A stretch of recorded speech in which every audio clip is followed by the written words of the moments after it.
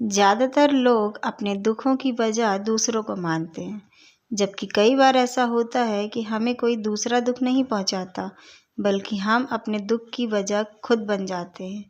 इस बात से हमें खुद को बचाना चाहिए, क्योंकि ऐसा करने से हम खुद को ही परेशान करते हैं और डिप्रेशन में चले जाते हैं। ऐसा ही एक प्रेरक प्रसंग गौतम बुद्ध का भी है, जो हमें अपने दुखों की वजह खुद को ना बनने देने के लिए प्रेरित करता है। आइए जानते हैं इस प्रसंग के बारे में। एक बार गौतम बुद्ध नगर में घूम रहे थे। तभी बुद्ध ने सुना कि उस नगर में रहने वाले कुछ लोग बुद्ध को बुरा भला कह रहे हैं और बद्दुआएं दे रहे हैं। ऐसा इसलिए हुआ क्योंकि उस नगर में रहने वाले कुछ बुद्ध विरोधियों ने आम नागरिकों के मन में यह बात बिठा दी थी कि गौतम बुद्ध एक ढोंगी व्यक्ति है और ये उनके धर्म को भ्रष्ट कर रहे हैं। इस वजह से उस नगर में रहने वाले लोग बुद्ध को पसंद नहीं करते थे और उनको अपना दुश्मन मानते थे। गौतम बुद्ध ने जब नगरवासियों के उन उल्लाहों को सुना तो वह एक कोने में शांति से खड़े हो गए और उनकी बुरी बातों को आराम से सुनते रहे। इस दौरान बुद्ध ने कोई प्रतिक्रिया नहीं दी।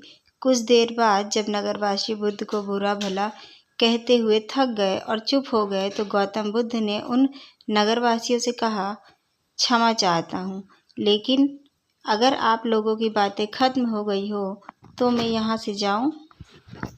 ये सुनकर उनको बुरा कहने वाले लोग बहुत आश्चर्यचकित हुए।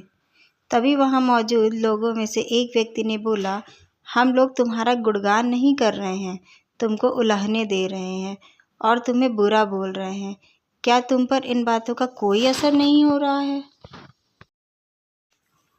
उस व्यक्ति की बात का जवाब देते हुए गौतम बुद्ध ने कहा, आप सब चाहे मुझे कितनी भी गालियाँ दें या कितना भी बुरा कहें, मैं उन्हें खुद पर नहीं लूँगा, क्योंकि मैं जानता हूँ मैं कुछ गलत नहीं कर रहा। इसलिए इन बातों का जब तक मैं स्वीकार नहीं करता तब तक इनका मुझ पर कोई असर नहीं पड़ रहा है। गौतम बुद्ध ने आगे कहा, जब मैं इन गालियों को और बुराइयों को अपने ऊपर लूँगा ही नहीं तो ये निश्चित तौर पर आपके पास ही रह जाएंगी और मुझ पर कोई असर नहीं करेंगी।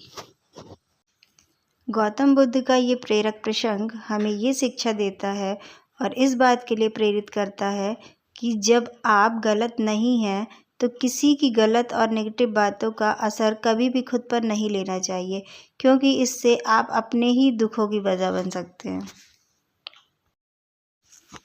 धन्यवाद। अगर आपको ये कहानी पसंद आई हो तो कृपया चैनल को सब्सक्राइब करिएगा और वीडियो को लाइक करिएगा।